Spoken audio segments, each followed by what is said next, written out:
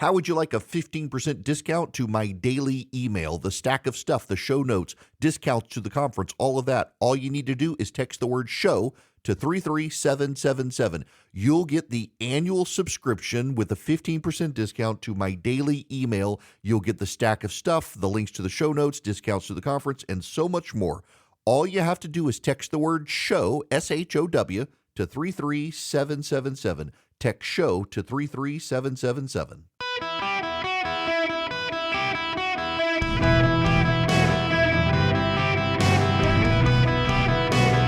Welcome to the Eric Erickson Show podcast, Hour 1. Ladies and gentlemen, boys and girls, we've begun our tour of stations across America, beginning at WOKV in Jacksonville, Florida. I'll be meeting with listeners tonight. Glad to have you with me today. I have done the show notes myself because Philip got strep throat. The downside of having kids, is they bring home all the illnesses.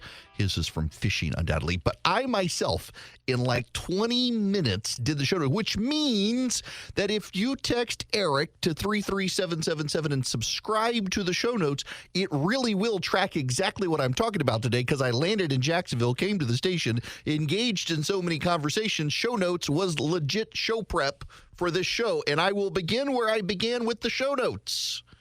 I wish to play you this audio. It's perfect for the radical left Democrats. That's exactly what they want. This is about election interference. That's all it's about. Thank you very much.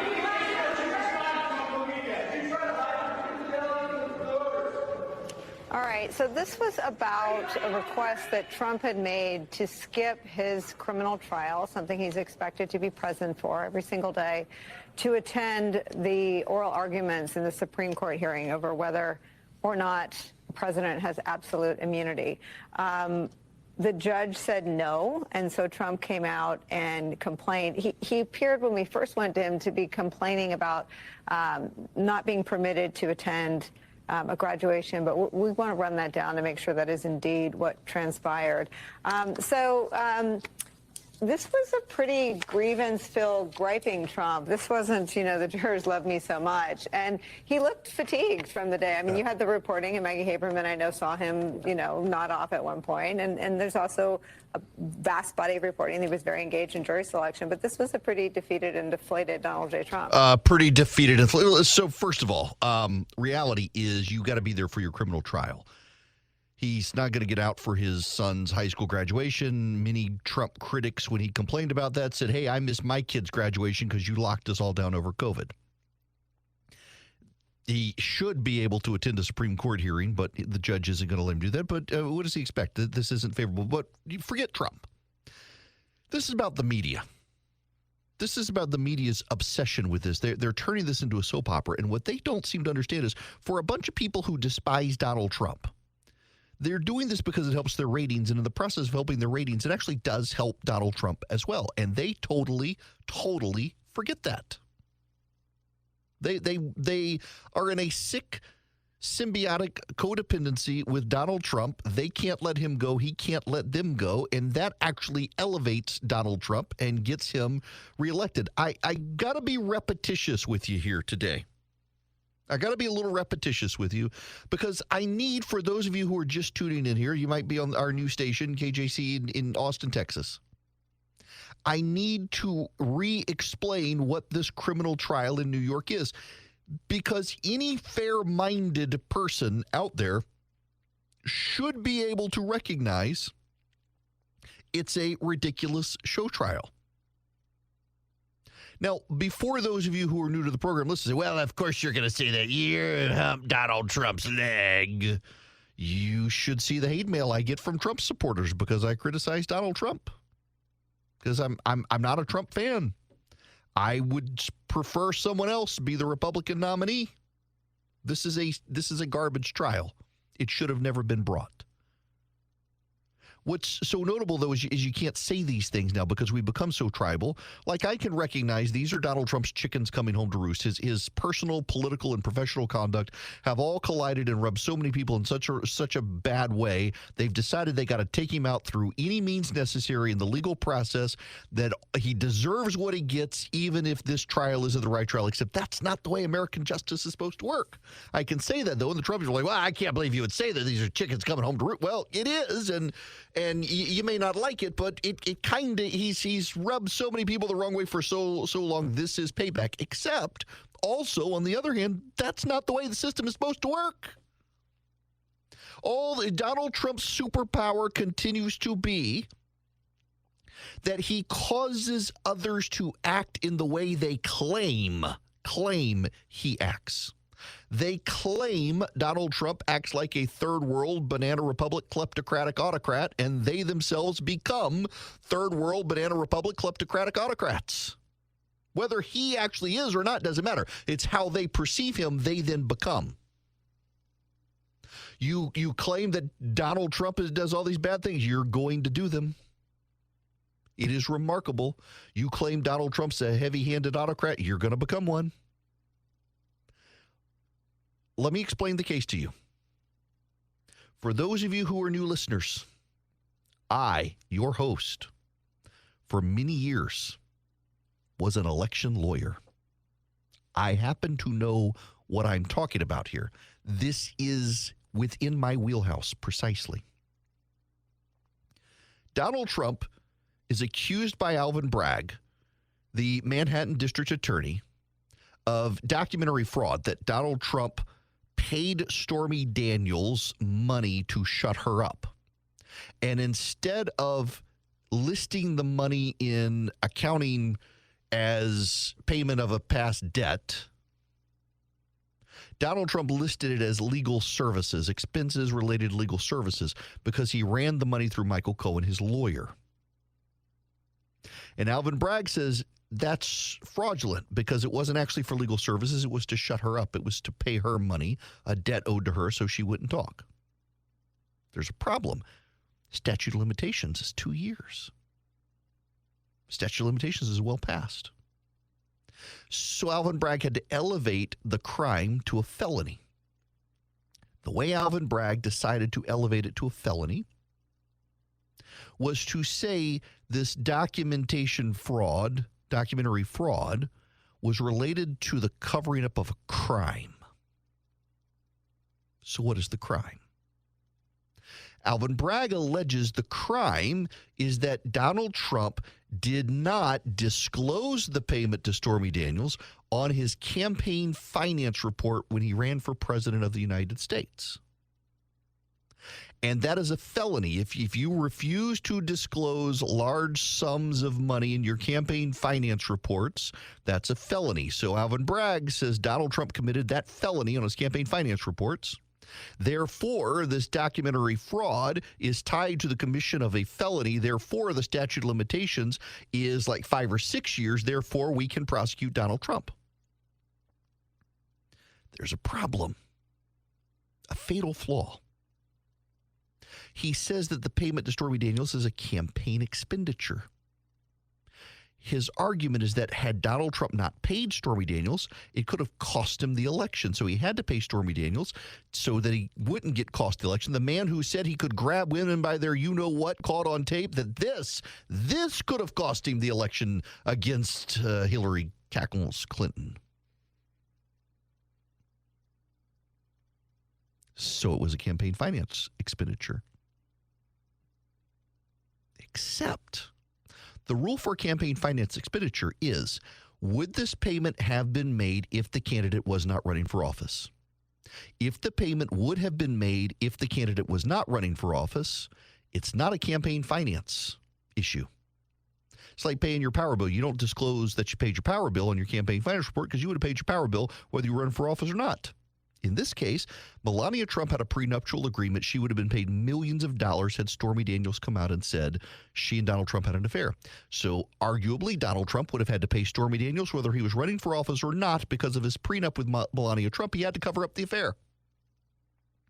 Therefore, it's not a campaign finance violation. Therefore, it's not a felony. Therefore, the extension of the statute of limitations doesn't apply. Therefore, Donald Trump can't be indicted. But wait, there's an argument there. He says, yes, it was. It was. So, okay, it was, except there's a problem.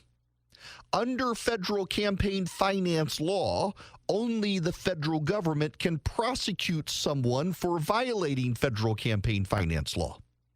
Neither the Department of Justice nor the Federal Elections Commission chose to prosecute Donald Trump for this alleged campaign finance violation. In fact, a complaint was filed with the FEC, the Federal Election Commission, about this transaction, and they dismissed it. So neither the FEC nor the Department of Justice have considered it a crime.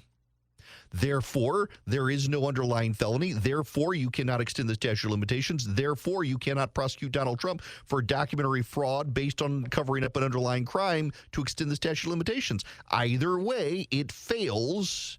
Alvin Bragg's prosecution does. But the people who hate Donald Trump don't care. The means justify the ends. They want to get Donald Trump any way possible. Therefore, they will prosecute him in this way. They do not care about the underlying facts. They do not care about the underlying law.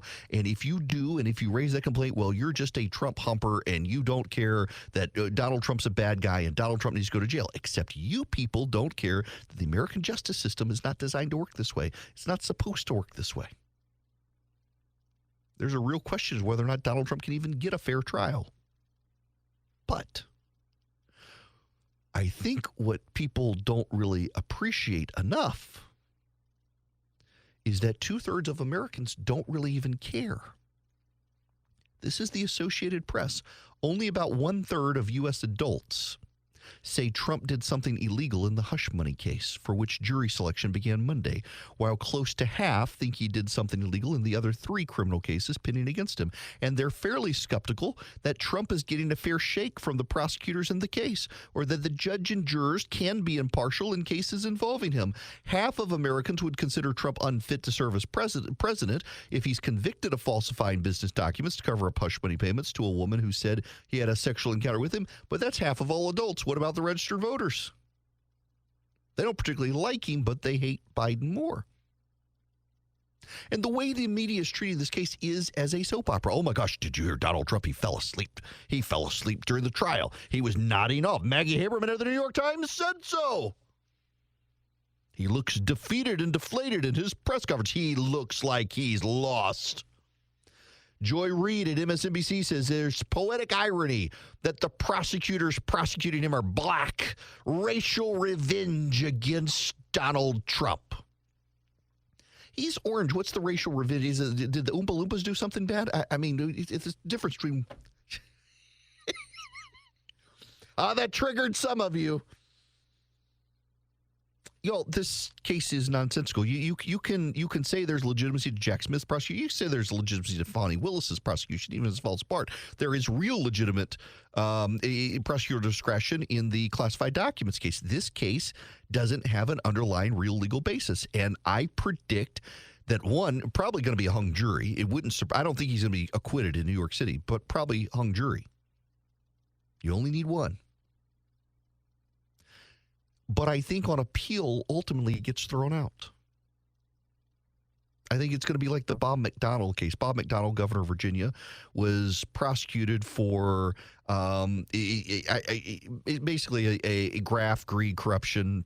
Under a corruption act, his wife took money he didn't know about, claimed to benefit him. It went to the Supreme Court. He'd gone to jail, and the Supreme Court unanimously threw out his conviction. I don't think Trump will ever go to jail for this. In fact, the standard here and the underlying crime and the way it's prosecuted, at worst, it would be probation for him if he's found guilty. But I don't even think that'll happen. I think this ultimately goes into federal court because the underlying crime is based on federal law. Therefore, the federal court system gets involved ultimately in this. And all it does is it causes more people to tune out. The soap opera-like thing, here's what the media misunderstands completely about Donald Trump. This is a class revolt in the country that led to the rise of Donald Trump. The elites are trying to get him. That makes the underlying middle class and lower class Americans love him. And at the same time, what do most Americans want in life right now? They want to be entertained. And Donald Trump is far more entertaining than Joe Biden. So this all benefits Donald Trump. I'm watching a video of pro-Palestinian protesters who are sitting on streets blocking traffic. And the citizens who are so furious, they're getting out of their cars or they're walking onto the roads as pedestrians, dragging these people out of the way. You know, they blocked the bridge in the Golden Gate Bridge in San Francisco. They blocked traffic into Chicago O'Hare. You notice they're not doing this in red parts of the country.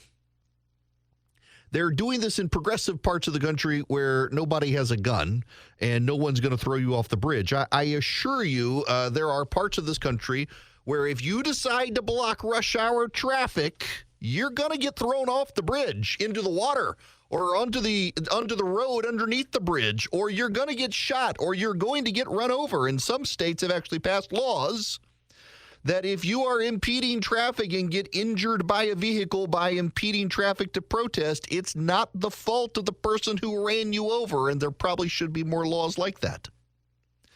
By the way, I say this in this way, and you should know that Iranian journalists are reporting that the Iranian regime has been encouraging Palestinian sympathetic organizations to do these things to undermine the economies of the West. They're trying to get pro-Palestinian protesters to disrupt traffic and make people late for work to undermine economies. If you're doing this, you're not actually helping the Palestinians, but you are helping the Iranians. All it does, I think, is undermine your cause when these people show up and they block traffic.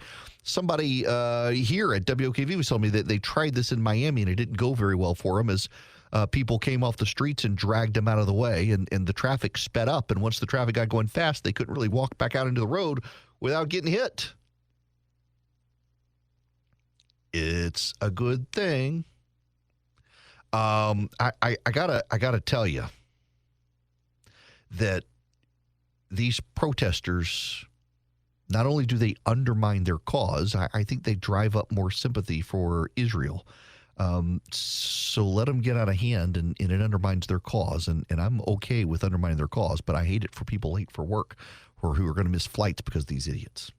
Now, I don't want you to miss out on this great deal from Stamps.com and this great ability to ship packages without ever having to go stand in line. Did it the other night. Had to send some master swag to a friend of mine. I bought on it for him this past Friday. Waited out, put it in a box, labeled everything, and UPS came and picked it up. I never had to go stand in line. It is brilliant. And, you know, the great thing about it is you can cancel it any time. If you go through a lull, you're not shipping a lot, all you do is go to Stamps.com, you click on the microphone, you put in Eric, E-R-I-C-K. You get some postage, you get a free digital scale, and then you can get up to 89% off post office UPS shipping rates. And you do your labeling yourself. It gives you a great discount. You can pick the fastest option or the cheapest option, whichever you need. All you do, go to Stamps.com, click the microphone, put in Eric, E-R-I-C-K, and you can get started shipping with Stamps.com, and they will come pick up the packages from you. You can do this all with the Stamps.com interface and say, come pick up my package. They will come pick up the package. You never have to go stand in line. Go to Stamps.com, click on the microphone, put in Eric, E-R-I-C-K. Get shipping and saving today. Greetings, conversationalists across the fruited plain. I am broadcasting from Jacksonville, Florida today as we begin trotting across the country. Just stay tuned. We're going to be here. We'll do Orlando. We're going to get down to Miami at some point. We're going to get to Greenville, South Carolina. We got to, of course, go to Las Vegas at some point. All of our stations. I want to be as grassrootsy as I can and hang out with the audience. I'll tell you where I need to go at some point. I got to go up to Southern Pines and get up there to North Carolina because we got a lot of great listeners up there, and I got to go play Pinehurst, of course, even though I suck. Now, let us go to the phones, 877-973-7425. Tim, you're going to be up next. Welcome to the show. Oh, thank you so much for having me, Eric. I just wanted to say first off that your show is not only entertaining, but it's so informing. Information is power, and I just kind of feel empowered every day when I listen. I find out stuff that I wouldn't hear anywhere else. That's very kind. Thank you. Thank you. The thing I wanted to talk about is, when you have a judicial system that is so hyper-partisanized or hyper-partisan, when Democrats are in charge, when the Democrats and the mainstream media are in charge, the only reason why this case that Alvin Bragg is bringing in New York is to do mud rucking. It's simply to put people like Michael Cohen on the stand, who has probably got to be one of the most untrustworthy witnesses you could have, and that's the only witness that the state has. So I think it's just like modern day mud rucking. Oh, it absolutely is, and this is something that at the beginning of the country, these were the sorts of things that happen. It's like we've come full circle in this situation, and they do want Michael Cohen on to drag down Donald Trump. And if you're a prosecutor, now listen, I didn't do a lot of criminal law. When I was a lawyer, I did indigent criminal defense. But when I was in law school, for a time, I did work in a district attorney's office, just doing an internship with the district attorney's office. And I know enough about criminal law, having worked the defense side and been in the district attorney's office for a little bit. You don't want to put someone on the stand who has admitted essentially under oath and in writing to have been a professional liar for his career and to have possibly perjured himself, among other things.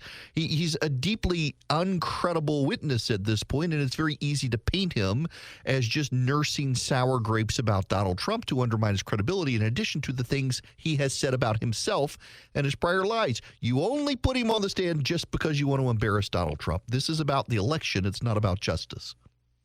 Absolutely. Well said. Thanks so much, Tim. You bet. Thanks for the kind words as well. 877-973-7425. I got to pull up some audio for you. Charlie actually was useful for once. He found this audio. He's sitting right here next to me. He found this clip, and I got to play you this audio. This may blow your mind. Now, I have to tell everybody. Years ago, there was a man who did the nightly news, and his name was Dan Rather, and my grandmother loved listening to him. I don't understand why. He was always in third place. CBS Evening News has always been in third place. I don't know why my grandmother liked Dan Rather. I guess because he was like Walter Cronkite's successor. Walter Cronkite was the guy everybody listened to. And Rather has always been a lib, always been. He undermined himself with fake documents about George W. Bush's time in the Air National Guard in Texas that were easily disproven because they were written in a typeface that didn't exist at the time George W. Bush was in the National Guard. It was clearly a document written in Microsoft Word using a font from Microsoft Word, and it was easily disproven. This gave rise to the age of the bloggers as fact checkers, and the media has hated it ever since, and Rather has never owned up to it. But this, friends, this is a CBS Evening News broadcast from 1982, from March 25th, 1982. Here down in Florida, where I'm broadcasting from today, this is very relevant. And again, this is Dan Rather, CBS Evening News, broadcast at 5:41 and 30 seconds Central Time, March 25th, 1982. Concern about rising temperatures on planet Earth heated up a hearing here in Washington today. For years, scientists have theorized about the dangers of the so-called greenhouse effect, the warming of the Earth's atmosphere due to the burning of coal and oil. And in recent months, as David Culhane reports, research has uncovered facts to support that theory. Many scientists claim that the temperature of the Earth's atmosphere has been rising over the past 100 years, that the great sheets of pack ice in Antarctica are melting at a much more rapid rate than previously.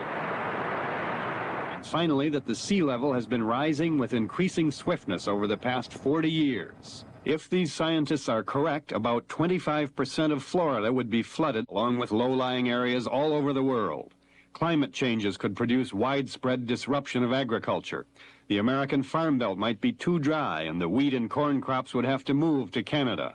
Scientists blame the odorless, colorless carbon dioxide gas for these potentially dangerous changes around the planet. It is the greenhouse effect.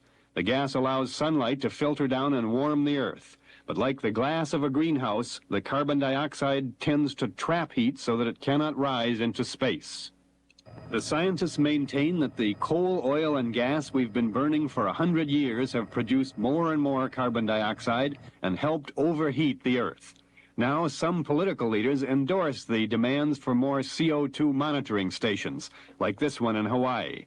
And they share the anger of the scientists at Reagan administration budget cuts at a time when they feel closer to getting definitive answers.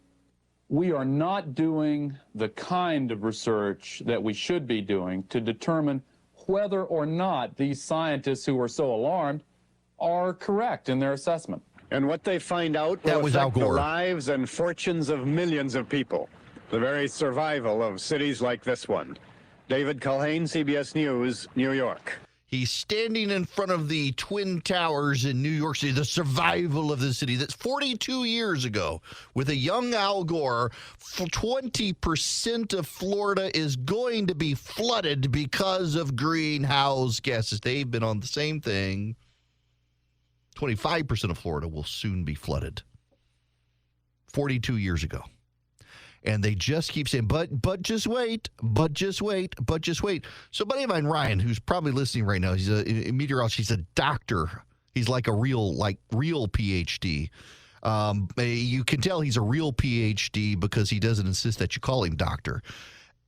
He is a climatologist.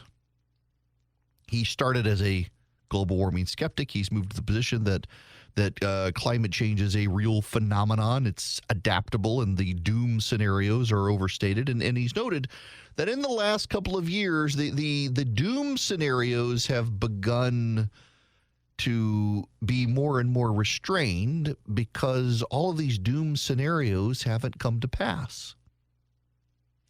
So if you will recall, the Obama administration in 2009, 2010,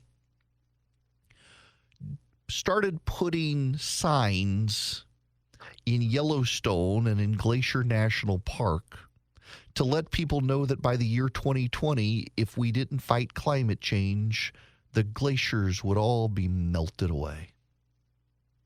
They were all going to go. Those poor glaciers were going to disappear. And what happened? They had to take the signs down. The glaciers have outlasted the signs. Now, let's just, for the sake of argument, and again, emphasis here, for the sake of argument, say climate change is this real big phenomenon. The glaciers are there that they said would be melted by 2020. The world is not flooded. To the extent that South Florida is flooding, it's subsistence. It's not the rise of oceans. It's that Miami is sinking because of the use of the underground aquifers. Miami is actually sinking. That's what's causing the flooding. The scientists are taking advantage of the flooding, saying, see, we were right, except they were premised on the oceans rising, not Miami sinking. Miami sinking. The doom scenarios of we have 10 years to save the planet, they've been telling us we had 10 years to save the planet for about 30 years now, and yet here we are. It's another 10 years. Now they're saying it's 2 years. We're going to be at a tipping point. They just keep changing their mind. And the doom scenarios have not played out. You know, we're now living in the time that they said we would not exist because of climate change, and yet here we are still plucking away on planet Earth. Everything's fine. So for the sake of argument, let's just say climate change is real. It's clearly not the disaster that they said it was going to be. Maybe we should adapt. And, you know, there's also a level of how the left has embraced this whole idea that white colonialism is bad, and the left are the ultimate white colonizers. They refuse to allow Africa to develop because they're desperately afraid of all the people in Africa getting electricity and turning on air conditioners. They would rather than keep in poverty. It's why they don't want Africa's nations spraying DDT to kill the mosquitoes and end malaria, because they actually need dead Africans. Because if they populate too much and develop too much, why, it could be the tipping point. In less than 10 years, we could all die because of the populations of Africa turning on air conditioners. They're perfectly fine with the African nations living in squalor as third world countries because they're desperately afraid, these white progressives are, that they could be the tipping point. The level of colonial paternalism of the progressive left. The fact of the matter is there's clearly something going on with the planet. We don't need to get theological to recognize that there are things going on with the planet. But, you know, they were saying we're going to have these massive numbers of hurricanes. They didn't pan out. We were going to have these massive storms that were going to kill everybody. It hadn't panned out. They were saying, oh, my gosh, look at the tornadoes. Well, it's the spring. That's when you get tornadoes. And then they hold their climate summits in winter and inevitably get snowed in wherever they are. And then they want to say it's climate change. And then they've had to rebrand. It's global warming. Now it's climate change. We can't say global warming because in some places it's getting cold, and so they wonder about global warming, so we got to say climate change. And so it's climate change, and it's climate change, but it's actually global warming, and the planet's going to get warm, but not right now. Right now it's going to be extra cold. They can't keep their story straight. For the sake of argument, let's just say climate change is real. In fact, let's say there are 7-8 billion of us on the planet that we in some way, just as a matter of ecological impact, as being the single largest organism on the planet, that is the most productive organism on the planet, that we can impact climate. The idea from the scientists and progressive activists is that we should give up our way of life as opposed to we should adapt. There are ways to adapt. You know, what is it? Mexico Beach down in Florida, the Apalachia area, had a massive hurricane. Was it Hurricane Michael that came through? It was just deeply devastating to the Florida Panhandle. Had one house in the Apalachicola area stood. The only damage it had was a gutter came off. So many of the other houses built so long ago, they just washed away. They were gone. You had just empty sand, some pylons remaining in this one house. Well, this one house, the owners built it to withstand major hurricanes. They adapted, and the house stood strong in the storm. There are ways to adapt. But the left doesn't want us to adapt because they want us to give up our lifestyle.